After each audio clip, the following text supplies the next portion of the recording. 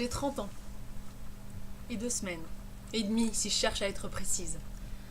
À la question, qu'est-ce que cela te fait d'avoir 18, 25, 30, 40, etc. Nombre à cocher selon le nombre des années qui passent. On ne sait pas souvent que répondre.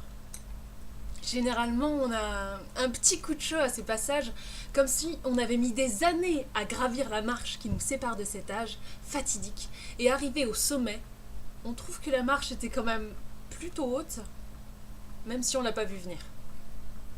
Ah, la majorité. Ah, le quart de siècle. Ah, la trentaine.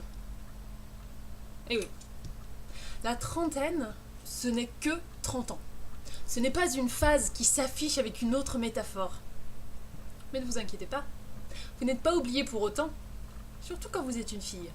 Comme je me plaisais à l'écrire sur les murs, et à peu près sur tous les autres supports, quand je fus en âge de dessiner mes lettres.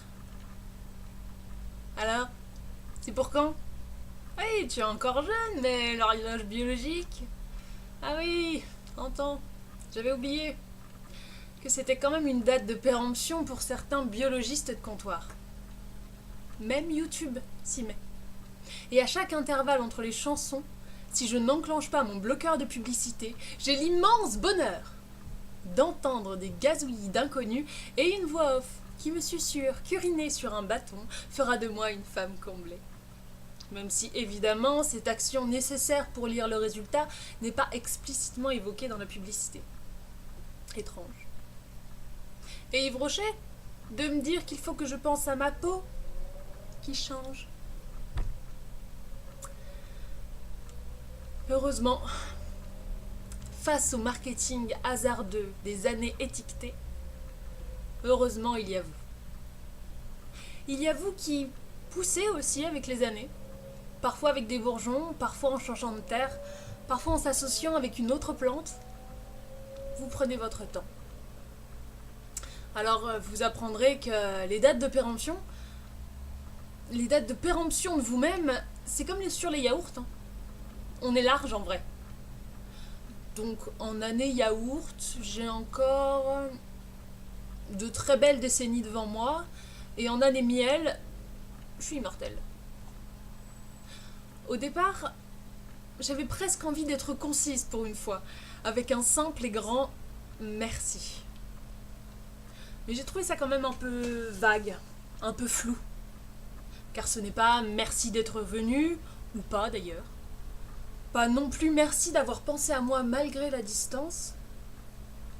Ni pour certains, merci d'avoir pris le temps, merci d'avoir raqué au péage et sur la route. Pas même merci de vous être tapé la route. Plus de 6 heures quand même pour certains, c'est beau. Mais ce n'est pas ça. Ni même merci pour les cadeaux, ni même pour ce séjour de voile qui va être inoubliable grâce à vous. Pas de merci d'avoir pris le temps de farfouiller sur le net pour m'envoyer une attention charmante. Je veux même pas vous remercier de n'avoir rien oublié de ces partages passés, même si on ne se voit que rarement. Je veux pas faire un effort pour remercier ceux qui sont de longue date et qui ne se lassent pas, trop.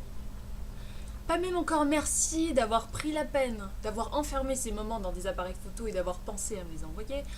Encore moins pour les surprises, pour le sumo gâteau, les pièges de peinture, ou cet échangisme qui moule les fesses dans un short bleu que décidément, ces bretelles remontent trop. Ah oui, ça c'est pour toi, Greg.